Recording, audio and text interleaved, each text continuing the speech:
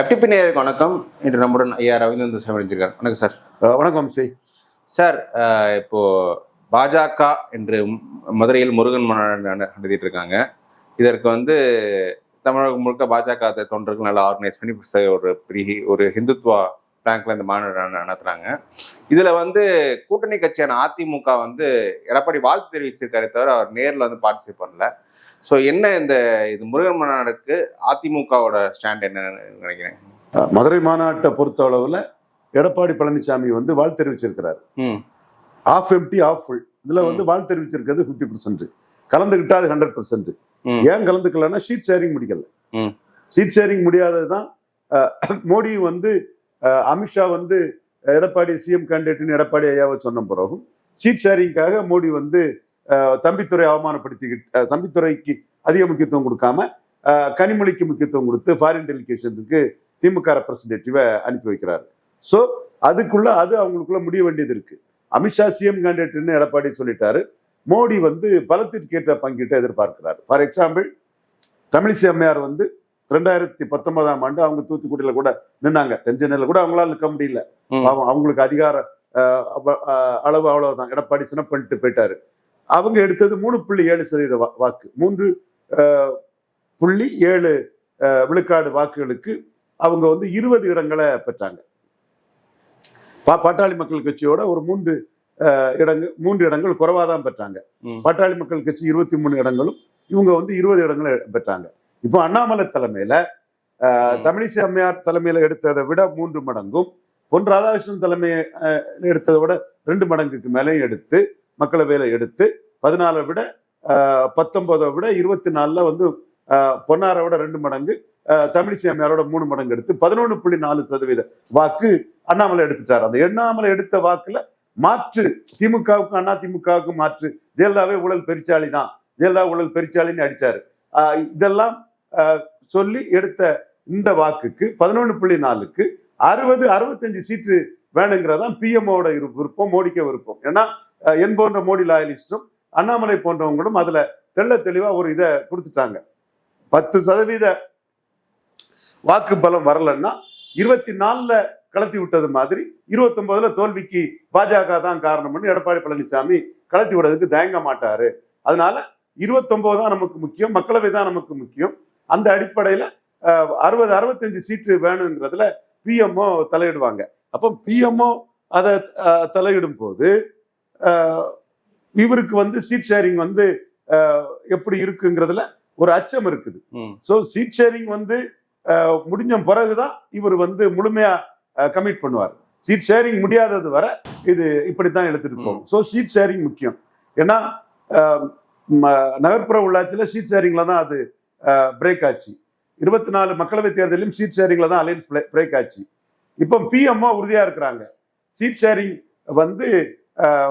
அண்ணாமலை தன் சாதிச்ச 11.4% உரிய ஓட்டு தமிழிசை எடுத்த 3.7 விட 3 மடங்கு பெருசா மக்களவையில் எடுத்ததுனால அந்த 20 விட 3 மடங்குக்கு மேல 65 இடங்கள் வேணுங்கிறதுல பாஜக பிஎம்ஓ மோடி தெளிவா இருக்கிறாப்புல. நம்ம சோல்ஸ் நம்ம லாபி மூலமா பிஎம்ஓ கிட்ட நம்ம அதை தெரிவிச்சிட்டோம், அண்ணாமலையும் தெரிவிச்சிட்டாரு. பிஎம்ஓ அதை உறுதியா இருக்கிறனாலதான் இவரு Thambidurai deputy speaker senior leader அவரை டெலிகேஷனுக்கு அனுப்பாம கனிமொழியை டெலிகேஷன் அனுப்புறாங்கன்னா சீட் ஷேரிங்ல நாங்க விட்டு கொடுக்க மாட்டோங்கிறத பிரதமர் மோடி தெளிவா இருக்கிறார். ஸோ அதை உணர்ந்துக்கிட்டு தான் இவரு குழுக்கும் ஆசை, மீசைக்கும் ஆசை, கூட்டணி விட்டுறவும் கூடாது, முழுக்க கூட்டணிக்குள்ள மூழ்கி கலந்துவிடவும் கூடாதுங்கிறதுல எடப்பாடி பழனிசாமி அவரும் சமர்த்த ராஜேந்திரமான அரசியல்வாதி, அதுல நிதானிச்சு தன் முடிவுகளை பண்றாரு. சார், இப்ப இவ்வளவு டைலமா இருக்கும்போது இந்த அணி தொடருமா தொடராது? ஏன்னா இதே ஒரு மாநாடு திமுக கூட்டணி கட்சிகள் ஒரு மாநாடு நடத்திருந்தா ஸ்டாலின் பங்கேற்று இருந்திருப்பார். அது 2017 இதுதான் ப்ராசஸ். ஸோ இந்த ஒரு டைலாமா இருக்கும்போது இந்த கூட்டணி தொடராதுன்னு தெரியலையே. இது தொடர்ந்து எப்படி கெமிஸ்ட்ரி எப்படி செட் ஆகும் சார்? திமுக கூட்டணியோட இதை கம்பேர் பண்ணாதீங்க சார். அது ஆர்கே நேரில் தோத்த பிறகும் காம்பினேஷன் கெமிஸ்ட்ரியில் அப்படியே ஒன்னா இருக்கிறாங்க. 3 எலெக்ஷன்ல ஒன்னா ஜெயித்துட்டாங்க. ஸ்டாலின் கொடுக்கிறது எம்பி போஸ்ட், எம்எல்ஏ போஸ்ட். இது எடப்பாடி ஓட் டிரான்ஸ்பரிங் கெப்பாசிட்டியும் சீட் கன்வெர்ட்டிங் கெப்பாசிட்டியும் இல்லாதவர். ஏன்னா நீங்க ஆர்கே நேரே விக்ரவாண்டியே ஃபைன் எக்ஸாம்பிள். அவருக்கு ஓட்டுல 23% மாம்பழத்துக்கு எதிராக உதயசூரியனுக்கே போயிட்டு சீமானுக்கு 1% ஓட்டு தான் அங்க கிடைச்சுன்னு சொல்லும்போது இவருக்கு vote transferring capacity, seat converting கெப்பாசிட்டிங்கிறது தேமுதிக பிரேமலதா அம்மையாருக்கே தெரியும். பாஜகவுக்கே 20க்கு 4 தான் வந்தது. ஸோ அவங்களுக்கும் இவருக்கு ஓட் டிரான்ஸ்ஃபரிங் கெப்பாசிட்டி மோசம்னு தெரியும். இவரும் பாஜக மைனஸ்ன்னு தான் சொன்னார். சி.வி. சண்முகத்தை வச்சு சொன்னாரு, ஜெயக்குமாரை வச்சு சொன்னாரு. அப்ப இதுக்கும் அதுக்கும் நம்ம பொருத்தி பார்க்க கூடாது. கலைஞர் ஜெயலலிதா இறந்து போயிட்டாங்க. கலைஞர் ஜெயலலிதாவுக்கு ஸ்ட்ரைக்கிங் ரேட்டு பிரமாதமா இருந்தது. ஜெயலலிதா 40% இருந்தாங்க, இவர் 20% இருக்கிறாரு. ஸ்டாலின் கலைஞரை விட மேல போயிட்டார். இதுதான் தமிழ்நாட்டுல கருத்து கூடர்கள், பிரிசனர் ஆஃப் பாஸ்ட், மண்ணாந்தைகள், முட்டாள்கள், கடந்த காலத்தின் கைதிகள், யதார்த்தத்தை புரியாதவங்க, அப்டேட் ஆகாத அர்த்த பழசான பழங்கதையை பேசக்கூடிய புண்ணாக்குகளுக்கு இது தெரியலையா? இவ்வளவு இதை ஏன் அவங்கள டீஸ் பண்ணி சொல்றோம்னா, அவங்க எல்லாம் புண்ணாக்குகள் அப்டேட் ஆகி கரண்ட்ல என்ன இருக்கு, தரவுகள் என்ன, டேட்டா என்னன்னு தெரியாத மண்ணாந்தைகளா இருக்காங்க. அதை தெரிஞ்சுக்கிட்டே வேற பேச வழி இல்லாம பேசிட்டு இருக்கக்கூடிய நபர்களா இருக்காங்க. பட் அதை குப்பை கூடையில தூக்கி போடுங்க. நான் சொல்றது உண்மை. ஸ்டாலின் கொடுக்கறது MP post, MLA post. Stalin அணி தொடர் வெற்றி அணி. இங்க எடப்பாடிக்கு ஓட் டிரான்ஸ்ஃபரிங் கெப்பாசிட்டி இல்ல, சீட் கன்வெர்ட்டிங் கெப்பாசிட்டி இல்ல. எடப்பாடி தரப்பே பாஜக மைனஸ்னாங்க. அண்ணாமலையே எடப்பாடி அடின்னு அடிச்சாரு, தற்கொலைன்னு சொன்னாரு. ஸோ அதெல்லாம் நடந்த பிறகு கூட்டணி வச்சிருக்காங்க. அப்ப இந்த கூட்டணி சிமெண்டிங் ஆகிறதுல பெரிய பிரச்சனை இருக்குது. இது எலிதேவல நட்பா தான் அசாண்டேட் இருக்குது. சரி, சிமெண்டிங் ஆகிற பிரச்சனை இருக்கு, ஓப்பனா தெரியுது. பட் சிமெண்ட் பண்ண வேண்டிய கடமை அந்த அதிமுக தானே இருக்கு. ஆனா அவங்க அடுத்து வரப்போ சட்டமன்ற தேர்தல் அவங்களுக்கு குரூஷியல் எலெக்ஷனு. இப்போ அவங்க அலையன்ஸ் போயிட்டாங்க. அந்த அலையன்ஸை எப்படியோ அந்த இஷ்யூஸை ஃபிக்ஸ் பண்ணி அந்த கெமிஸ்ட்ரியை ஒரு வருஷத்துக்கு இதை ஒர்க் அவுட் பண்ண வேண்டிய கடமை அதிமுக தானே இருக்கு. பெருசா அதிமுக தான் கடமை இருக்குது. முபாரக்கை தவிர வேற யாரும் இல்லாத சூழ்நிலை தானே இங்க வந்தாங்க. வந்துகிட்டு கம்முன்னு பேசாம இருக்கிறாங்க. அப்ப பிஜேபி இறங்கி வர மாட்டாங்களா, பிஜேபி சீட்டை குறைச்சிட மாட்டாங்களான்னு இருக்காங்க. 4 to 5% ஓட்டுக்கு சொந்தக்காரரும் அந்த ஓட்டை உள்ள எடுத்து சாதிச்சவரும் அண்ணாமலை அதுல செக் அடிச்சுட்டாரு.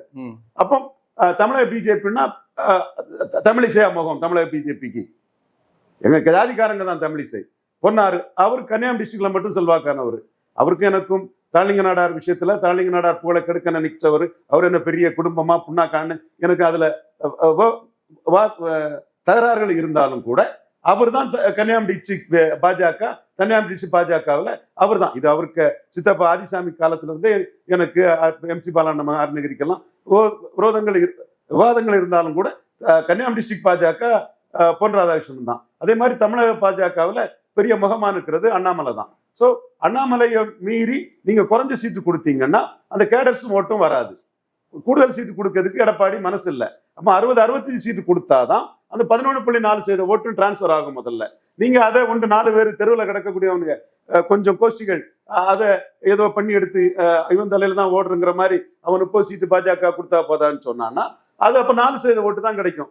மீதி 7.4% ஓட்டும் அது ஸ்டாலினுக்கும் சீமானுக்கும் போகும். இந்த நாடார்கள் தேவேந்திர குல வேளாளர்கள்லாம் சீமானுக்கும் முக்குலத்தோர் ஸ்டாலினுக்கும் போட வேண்டிய சூழ்நிலை வந்துடும். அப்ப முதல்ல நீங்க அண்ணாமலை தலைமையில தாமரையில் எடுத்த 11.4% ஓட்டும் அதிமுக அணிக்கு வரணும்னா 60-65 சீட்டு பாஜக கொடுத்தாகணும். அதைத்தான் பிஎம்ஓவும் விரும்புறாங்க, பாஜக தலைமையும் டெல்லி தலைமையும் விரும்புறாங்க. இங்க 4 பேர் சொல்ற மாதிரி அதை நடத்திடலான்னு எடப்பாடி காத்துக்கிட்டு இருந்தாருன்னா அதுல அவருக்கு ஏமாற்றம் தான் மிஞ்சம். ஒருவேளை சீட்டை குறைச்சிட்டாருன்னா வாக்கு வராது, வாக்கு சீமானுக்கும் ஸ்டாலினுக்கும் போயிடும். இல்ல சார், இப்ப நீங்க சொல்றீங்க அவங்க பிஎம்ஓ 60-65 சீட் விரும்புறாங்கன்னு. இந்த விருப்பத்தை பிஎம்ஓ அமித்ஷாவிடம் தெரிவிச்சிருக்க மாட்டாங்களா? ஏன்னா அந்த அலையன்ஸ் கன்ஃபார்ம் ஆகும்போதே ஒரு கமிட்மெண்ட் இதை வாங்க ஏன் தெரிவிக்கணும்?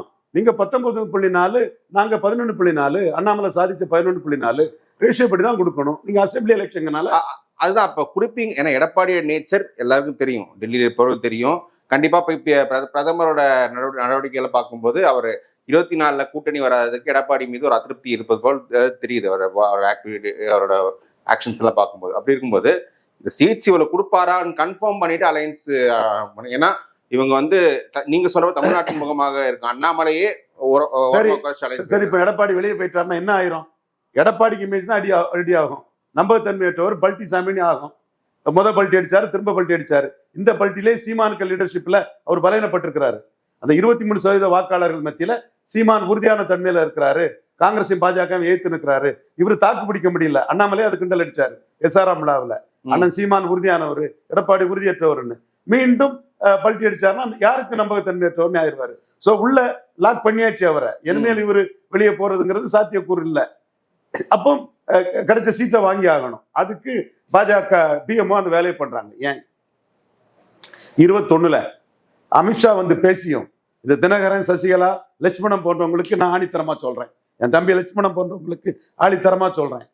எடப்பாடி என்ன சொன்னாரு அமித்ஷாட்ட? மோடியே வேண்டான்னு சொன்ன பிறகு நீங்க என்னங்க சசிகலாடி பேசிட்டு இருக்கீங்க? மோடியை சொல்லி தானே இதை நடத்தினாரு. இப்பவும் மோடிக்கு ஆட்டம் தான். ஃபைனலா மோடிக்கு ஆட்டம் தான் அங்க நடக்கும். அமித்ஷாவை எப்படி அவுட்ரீட் பண்ணாரு எடப்பாடி பழனிசாமி? மோடியே சசிகலா வேண்டான்னு சொன்ன பிறகு நீங்க என்ன சசிகலா பற்றி பேசுறதுங்கிற வார்த்தையை ஓபிஎஸ் முன்னாடி வச்சு கேட்டு தானே அதை பண்ணினாரு. நடந்த கதை தானே. அப்ப இன்னைக்கு அமித்ஷா வந்து கூட்டணி கமிட் பண்ணியிருக்காரு. எடப்பாடி சிஎம் கேண்டிடேட்டா சொல்லியிருக்கிறாரு. பிஎம்ஓ வந்து பலத்துக்கு தக்கன சீட்டை தந்துருங்க, அதான் உங்களுக்கு மரியாதை. அல்லது நீங்க நம்ம வெளியே போறீங்கன்னா உங்க இமேஜ் பேரும் யாருமே உங்களை மதிக்க மாட்டாங்க. ஸோ பலத்துக்கு ஏற்ற சீட்டு தந்தாதான் ஓட்டு டிரான்ஸ்ஃபர் ஆகும். இந்த நாடார் ஓட்டு, முக்குலத்தோர் ஓட்டு, நான் வன்னியர் ஓட்டு, நான் வெள்ளாளுக்கு போன்ற ஓட்டெல்லாம் டிரான்ஸ்ஃபர் ஆகணும்னா பலத்துக்கு தக்கன சீட்டு வந்தாகணுங்கிறத பிஎம்ஓ சொல்லுவாரு. என்ன செய்ய போறாரு எடப்பாடிங்கிறத பார்க்கணும். ஓகே, இந்த அலையன்ஸுக்கு திரும்ப வருவோம். 4 பேர் இருந்துட்டு பிஜேபிக்கு இவ்வளவு சீட்டுனா 11.4 எப்படிங்க டிரான்ஸ்ஃபர் ஆகும்? பிஜேபிக்கு இவ்வளவுதான். இவன் என்ன முடிவு பண்றது? நீ எடப்பாடி அந்த மாதிரி முடிவு பண்ணி பிஜேபி ஏத்துக்கிட்டு போனான்னா அந்த ஓட்டர்ஸ் வர மாட்டானே. அவன் ஸ்டாலினுக்கும் சீமானுக்கும் எல்லாம் ஓட்ட போடுவான். இந்த முருகன் மாநாடு நடத்துறதுல பிஜேபிக்கே ஃபர்ஸ்ட் என்னதுக்குன்னா ஃபர்ஸ்ட் யோகி ஆதித்யநாத்ல வர மாதிரி இருந்தார். அப்புறம் பிஜேபி டெல்லி லீடர்ஷிப்லாம் கொஞ்சம் வாங்கிட்டு இங்க தமிழக பாஜக தலைவர் மட்டும் நடத்துறாங்க. பவன் கல்யாண் கூப்பிட்டு இருக்காங்க. ஸோ இந்த முருகன் மாநாடு நடத்துறதுல பிஜேபிக்கே அவங்க ஃபுல் கன்வின்சிங்கா இல்லைன்னு நினைக்கிறீங்களா? முருகன் மாநாடுங்கிறது தவறு இல்லை. நீங்க அவரு ஒரு ஜெகநாதர் தான் சீட்டை கொண்டு வந்தாரு. ஜெகநாதரோட இதை பத்தி பேசிதான் சீட்டு கொண்டு வந்து அந்த உணர்வை ஒரிசா மக்கள் ஏற்றுக்கிட்டு தான் சீட்டு ஜெயித்தது. தோற்கடிக்க முடியாத நவீன் பட்நாயக்க தனிச்சு நின்று போட்டிட்டு தோற்கடிச்சாங்க. அதை தான் அண்ணாமலையும் சொல்றாரு. நாம மிலிட்டண்டா நாம நின்று ஃபைட் பண்ணாதான் அந்த முருகன் மாநாட்டுக்கு எஃபர்ட் இருக்குன்னு அண்ணாமலை சொல்றாரு. நீங்க எடப்பாடிக்கு பின்னாடி போய் நின்று முருகன் மாநாடு நடத்தினா சீமான் பண்றவங்க நக்கல், நையாண்டி, கிண்டல், கேலி பண்ணதுக்கு தான் இருக்கும். நீ என்ன பெரிய முருகன் மாநாடு? நீ கடைசியா இன்னொருத்தங்கிட்ட போய் தானே கைகட்டி போய் நிற்க போற கூட்டணியில. என்ன மாதிரி நிமிர்ந்து நிற்கக்கூடிய சக்தி உனக்கு இருக்கா? நான் ஒரே குட்டையில் உரிய மட்டைகள்னு பெருந்தலைவர் காமராஜ் சொன்னதை பேசி குட்டையில் உரிய மட்டைகளை நாரா உரிப்பேன்னு நான் சொல்லி நிமிர்ந்து நிற்கிறேன். நீ குனிஞ்சு போய் அங்க நிற்கிற அப்படின்னு சீமானே கொட்டுறாரு. நீங்க இப்போ விநாயகரை சொன்னீங்க, இப்போ முருகன் சொல்றீங்கன்னு கொட்டும் போது அவர் கொட்டுற இடம் நீங்க இன்னொரு திராவிட கட்சிக்கு நேற்று வர நீங்க ஊழல் பேர்வழி, ஜெயலலிதா ஊழல் பெருச்சாளி, அதிமுக அமைச்சர்கள் ஊழல் பேர்வழி, எடப்பாடி கொடநாடு கொலையை பற்றி எதுவும் இல்லை, இப்படியெல்லாம் விமர்சனம் பண்ண எடப்பாடிக்கு பின்னலுக்கு போறீங்கன்னா உங்க நிலைப்பாடு சந்தர்ப்போட நிலைப்பாடுன்னு அண்ணாமலைக்கு பேச்சுல இருந்து சீமான் அண்ணாமலையை புகழ்ந்து இந்த அணியை நக்கல் அடிக்கிறாரு. நயனார் நாயந்திரன் தமிழிசைய நக்கல் நையாண்டி பண்றாரு. சீமான் தெளிவா பண்ணிட்டு போயிட்டாரு. அங்க வந்து சுரேந்திரன் வந்து தொடர்ந்து நிற்கிறாரு. 19% வாக்கு போயிட்டாரு. பண்டிட் சஞ்சய் நிற்கிறாரு. பார்லிமெண்ட்ல ஆல்மோஸ்ட் நம்பர் 1ங்கிற அந்தஸ்துக்கு போயிட்டாரு. ஒரிசாவில தொடர்ந்து ஃபைட் பண்ணாங்க. அங்க வந்து ஆட்சியை பிடிச்சிட்டாங்க. இதைத்தான் அண்ணாமலை சொன்னாரு. அண்ணாமலைக்கு கருத்தை கேட்காம கூட்டணி போகும்போது அண்ணாமலை கட்சி கட்டுப்பாடு நிற்கிறாரு. சீமான் நான் தாண்டா ஹீரோ, நீங்க எல்லாம் டம்மி சபார்டினேட்டா போயிட்டீங்க, எடப்பாடி வீட்டுல காவல் காக்குறீங்க, ஒரு எம்எல்ஏ ஆக முடியாதான்னு எடப்பாடிட்ட போய் நிற்கிறீங்கன்னு வீர செய்வோம் நாங்க, எங்க மதமே இல்லைன்னு அவரு கிண்டல் பண்றாரு. இப்ப தனிச்சு அண்ணாமலை தலைமையில இப்ப நின்னாருன்னா அண்ணாமலை சீமான விட மாட்டாரு. இப்ப அண்ணாமலைக்கு கிண்டலுக்கு யார் இப்ப சீமானுக்கு கிண்டலுக்கு யார் பதில் சொல்ல போறா இந்த அணிக்குள்ள? நீங்க சபார்டினேட்டா போயிட்டு அப்போ ஒரே குட்டையில் உரிய மட்டைகள்னு சொல்லி பெருந்தலைவர் காமராஜ் பேரை சொல்லி தான் இறக்கும் போது 35 to 40% மக்கள் சக்தியா இருந்த பெருந்தலைவர் காமராஜரை மையமா வச்சு அந்த ஓட்டு எடுத்த அண்ணாமலை, அந்த காமராஜ் ஆதரவு தேசிய எண்ணம் கொண்ட ஆதரவு குடும்ப வாரிசுகள் இன்னைக்கு திராவிட கட்சிகள், அதுவும் ஊழல் சொல்லக்கூடிய எடப்பாடி, இவர் யாரு கோயம்புத்தூர்கார், இவங்கெல்லாம் ஊழல் மகா சக்கரவர்த்தின்னு மக்களே சொல்லுவான். ஒரு சில கருத்துக்குள்ளர்களும் நடுநிலையற்ற அயோக்கியர்களும் தான் இவங்க ஊழல் இல்லைன்னு சொல்லுவான். அதாவது அவன் சொல்றதுக்கு ஏதாவது நோக்கம் இருக்கும். அப்ப நீ நேற்று வர அதிமுக ஊழல்னு சொன்னி அந்த அதிமுக பின்னாடி போய் நிற்கிறேன்னு அந்த 11.4% ஏன் அந்த 18% என்டிஏ ஓட்டையும் சீமான் புரி வைக்கிறாரு. அதனாலதான் அவர் இந்த அடி அடிக்கிறாரு. இதுக்கு என்ன பதில் சொல்லிட முடியும்?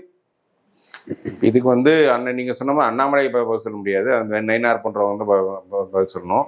பட் அவங்க வந்து இன்னும் அவங்க வந்து இந்த அலையன்ஸ் ஏதோ ஒர்க் அவுட் பண்ண தான் அவங்க ட்ரை பண்ணிட்டு இருக்காங்க. வீரசைவம் நான் முருகனை பற்றி சொன்னா எனக்கு தான் வரும், எனக்கு தான் நீ உழைக்கிறேன்னு ஒரே அடியா போட்டு தள்ளிட்டு போயிட்டாரு.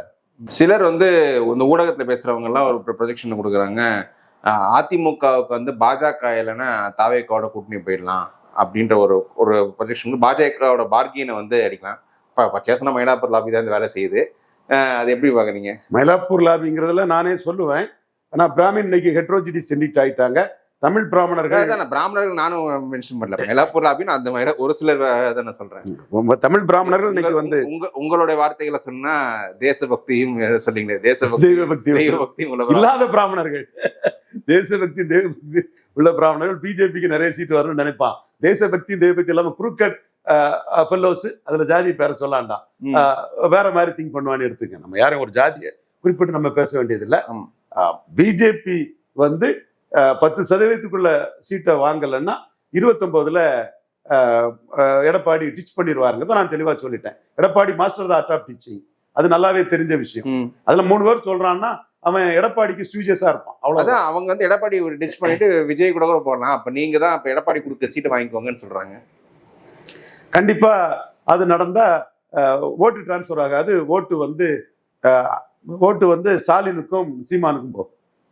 11.4% ஓட்டு பெரும்பகுதி ஸ்டாலினுக்கும் சீமானுக்கும் போகும். இப்போ இன்னைக்கே நான் பிஎம்ஓக்கு சொல்லிட்டேன், இந்த நாடார் ஓட்டும் தேவேந்திர குல வேளாளர் ஓட்டும் 6 தொகுதிக்குள்ள பெருசா வராதுன்னு சொல்லிட்டேன். எவனாவது இதை மறுத்து பிஎம்ஓக்கு சொல்லானா சொல்லலாம். நான் சொல்றது 26ல நடக்குதா, அவங்க சொல்ல நடக்குதான்னு பிரைம் மினிஸ்டருக்கு தெரியும். நான் சேலஞ்ச் பண்ணி என்னோட இன்டெகிரிட்டியும் என்னோட ப்ரெடிக்ஷன் கெப்பாசிட்டியும் என்னோட பொலிட்டிக்கல் நாலேஜையும் என்னோட ஆழ்ந்த டீப் ரூட்டட் எக்ஸ்பீரியன்ஸையும் மையமா வச்சு திருநெல்வேலி, தூத்துக்குடி, தென்காசி, ராமநாதபுரம், விருதுநகர் 6 தொகுதி நான் மென்ஷன் பண்ணி 6 மக்களவை தொகுதிக்குள்ள 2024 அர்த்தமேட்டிக்ல அந்த எடுத்த ஓட்டை விட மிக குறைவாக தான் கிடைக்கும். இந்த நாடார்களும் தேவேந்திர குல வேளாளர்களும் இந்த அணி மீது சட்டமன்றத்தை பொறுத்தளவுல திருப்தியா இல்லை. அவங்க வந்து மக்களவையில மோடிக்கு பார்த்துக்கலாம். சட்டமன்ற தேர்தலில் நம்ம பலத்தை காட்டினாதான் டெல்லி தலைமை இந்த நாடார் யாருங்கிறத புரிவான். வெறும் பொன்னாரை வச்சும் தமிழிசை வச்சும் அதை நீங்க சமாளிச்சுக்கிட முடியாதுன்னு 2 இந்த நாடார்கள் பேரை சொல்லியே நான் பிஎம்ஓவுக்கு அந்த ரிப்போர்ட்டை கொடுத்துட்டேன். 26 தேர்தல் முடிவு தான் அதை நம்ம வெளிக்காட்டணும். நான் என் முடிவுல தெளிவா இருக்கிறேன். இந்த கம்பைன்டு ஓட் ஷேரை விட மிக குறையும் என்டிஏக்கு. இந்த 6 தொகுதிக்குள்ள தென் மாவட்டத்துக்குள்ள திருநெல்வேலி, தூத்துக்குடி, தென்காசி, விருதுநகர், ராமநாதபுரம் இன்னொரு தொகுதிகள் இருந்தேன். 6 தொகுதிக்குள்ள குறையும் எழுதியிருக்கிறேன். சார் சீமானுக்கு நீங்க 18% ஓட்டு வரும்னு சொன்னீங்களா சார்? அது எக்ஸ்பிளைன் பண்ணிடுறீங்களா? நான் ஃப்ரீயா விட்டுறேன். அது 18%. இன்னொரு வீடியோல தரேன்னு ஒரு நாள். டைம் என்னப்பா? அது 7:10. இன்னொரு வீடியோல தரேன். தானே உனக்கு தரேன். எப்படி? ஓகே, நான் அதுமே கொஞ்சம் இருந்து கரெக்டா லைப்ரரியில இருக்கேன். ஓகே சார், இவ்வளோ தூரம் வந்து கேள்வி பதில் சொன்ன நன்றி சார். மீண்டும் ஒரு பேட்டி சார். Thank you sir.